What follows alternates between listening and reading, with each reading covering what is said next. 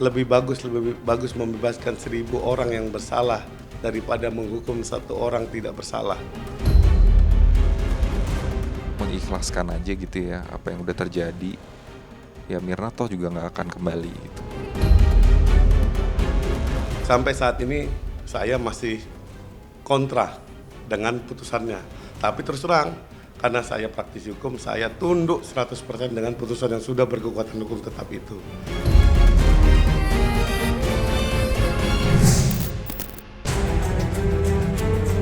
Film dokumenter Ice Cold yang mengangkat kematian Mirna sampai kini menuai beragam komentar.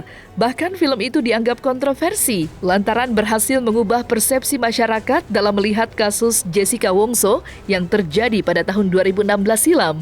Film Ice Cold sendiri tidak hanya berhasil menyeret sederet nama penting dalam kasus terdakwa Jessica Wongso. Sebut saja ayah mendiang Mirna Salihin, yakni Edi Darmawan Salihin yang kembali bersuara menanggapi kehebohan yang terjadi di tengah masyarakat. Tidak itu saja, Edi Darmawan juga menanggapi isu kencang yang mengkait-kaitkan kematian Ibu Tiri Mirna dengan cerita kematian putri tercintanya itu. Dan baru-baru ini, sahabat Mirna juga akhirnya angkat suara. Lantas, seperti apa curhat Steve sebagai orang terdekat Mirna dan suaminya atas kehebohan yang terjadi di tengah masyarakat? Benarkah setelah terpuruk sekian lama lantaran kematian Mirna, baru-baru ini suami Mirna sudah ikhlas dan sudah menikah lagi? Terakhir yang aku tahu sih suaminya udah menikah lagi gitu dan udah move on lah dengan hidupnya ya. Jadi ya it's good for him gitu. Aku melihatnya sih suaminya itu sosok yang sangat tegar gitu dan sangat-sangat healthy ya dalam mental dan cara berpikirnya gitu untuk move on gitu dari kesedihan. Jadi ya sebenarnya sih aku pun juga demikian gitu, kita semua juga move on ya dari kehidupan dari peristiwa itu gitu maksudnya. Ya ini sebenarnya gara-gara peluncuran dokumenter ini jadi agak ke-trigger lagi gitu, jadi ingat lagi gitu. Ya ini kayak membuka luka lama sebenarnya, sesuatu yang mungkin kita juga udah move on, belajar mungkin masih struggling to move on juga ya dari teman-teman, keluarga.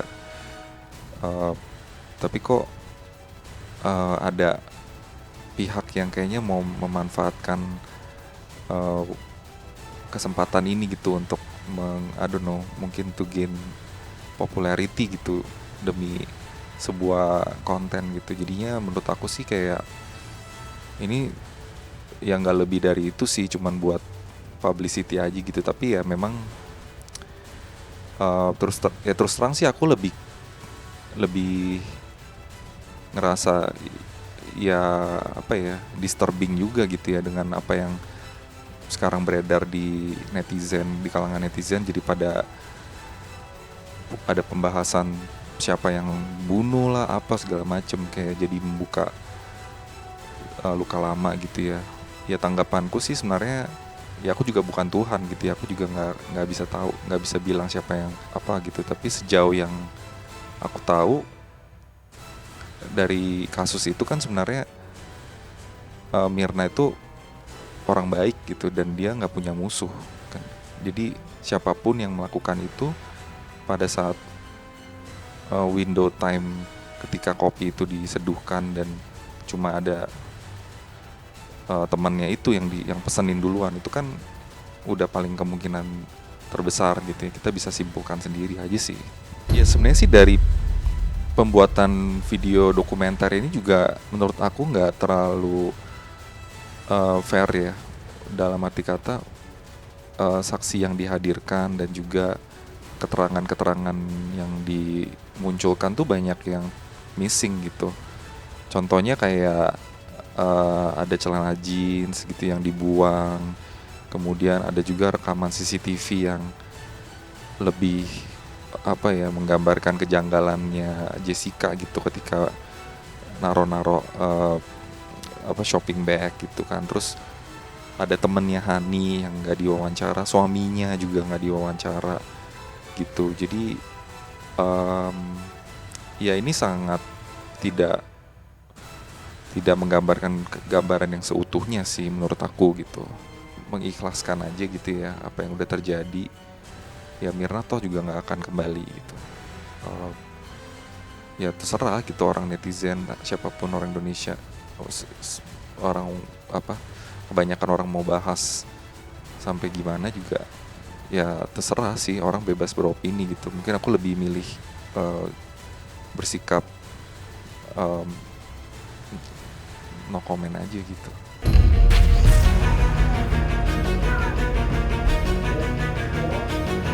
Film kontroversi Ice Cold kini menjadi sorotan karena dianggap berhasil mengubah persepsi masyarakat terkait kasus terdakwa Jessica Wongso yang kini didakwa 20 tahun penjara. Sebab berkat film itu pula, publik mulai meragukan sangkaan dan hukuman yang diterima Jessica. Bahkan tidak sedikit yang menyinggung kejanggalan saat proses persidangan.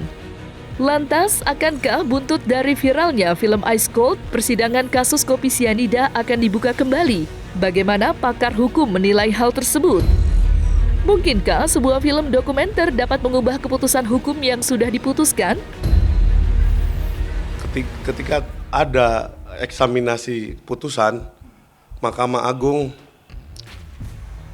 seyogyanya bisa melihat ini sebagai satu peluang bahwa sebetulnya apakah memang ada peluang dari si Jessica untuk dikurangi atau direview putusan berkekuatan hukum tetapnya.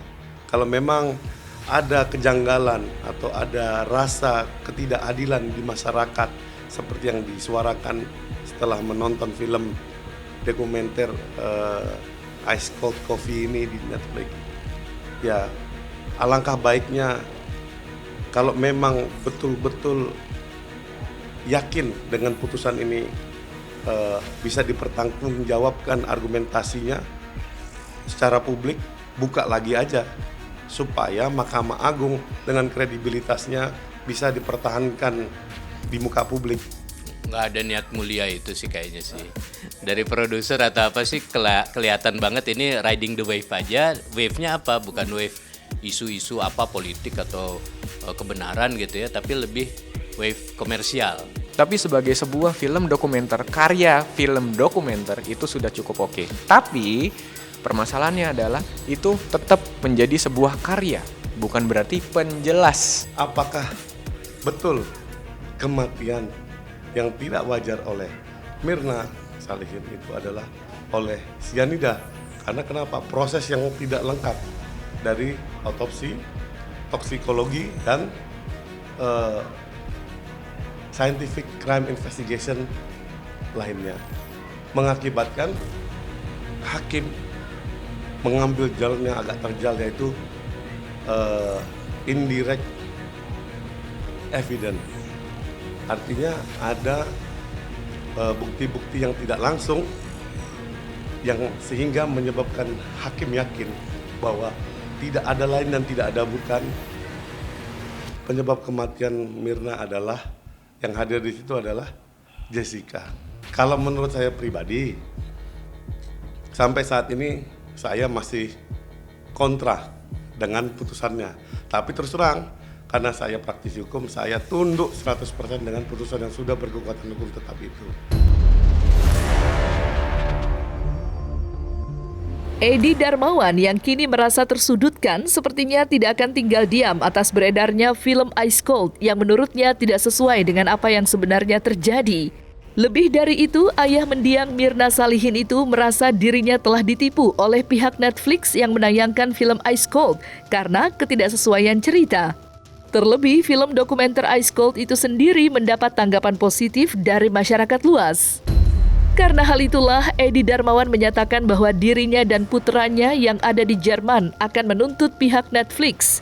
Tidak itu saja, dirinya juga turut menanggapi beberapa oknum yang kini terlihat menyerang dirinya.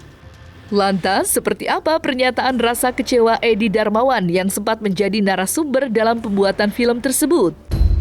Iya, Om udah rencana Sandy juga anak om dari Jerman udah pakai lawyer mau sue dia semacam kerugian begitu. Jadi si bule-bule ini avanturir bikin film amatiran begitu dijual, dapat royalti. Makanya kalian dibodoh-bodohin. Mohon izin deh om, lupain aja itu Netflix udah, jangan langganan lagi hanya karena mau lihat Jessica Ice Cold itu dibohongin. Itu juga om yang bikin itu, dia punya title Ice Cold Murder itu, darah dingin. Jadi udahlah ya, om bilang nih sudahilah persoalan ini ya, kita ribut-ribut nggak ada gunanya. Om yakinkan jangan nyawa om bahwa yang bunuh Jessica. Sudah kan Sandy udah melakukan dari Jerman. Kalau Jerman jangan main-main loh. Lawyernya kalau dibilangin gue nggak bayar sekarang, nanti kalau dia bayar baru kita bayar misalnya gitu ya. Saya kan di Jerman lama, hampir 7 tahun, 6,8 bulan, 6 tahun 8 bulan di sekolah sana udah lulus S2 arsitek. Jadi kalau Jerman hukumnya benar-benar dijalanin. Om dendam tuh bener. Soalnya jadi kacau nih. Ngomong apa pertama, jadinya tuh film tidak sesuai dengan omongan dia, jadi begini. Ngomong sih manis-manis di awalnya, tapi ternyata jadi sampai netizen jadi dibohongin gitu, ikut-ikut kena tuh. Om ketipu, netizen juga kena nih dampaknya. Buang-buang duit, sewa-sewa, ngapain lihat cuma kasus ceritanya bohong-bohongan begitu. Kalau mau yang real dong, buka YouTube. Kasus cyanida, semua ada di situ, sama nggak jauh beda. Malah ada orang 2 yang ikut ngomong tuh, Napi Tupulu ke siapa itu? Itu siapa itu orangnya? Om nggak kenal itu. Ada 2 orang tuh yang terakhir tuh, itu ngomong tuh komentar. Itu orang siapa? Kok bisa komentar begitu? Lu siapa? Dari mana? Tapi kalau gara-gara Netflix yang nipu om itu bisa jadi begini, om juga kaget juga ini. Urusannya kok gede begini ya, akhirnya om turun hari ini.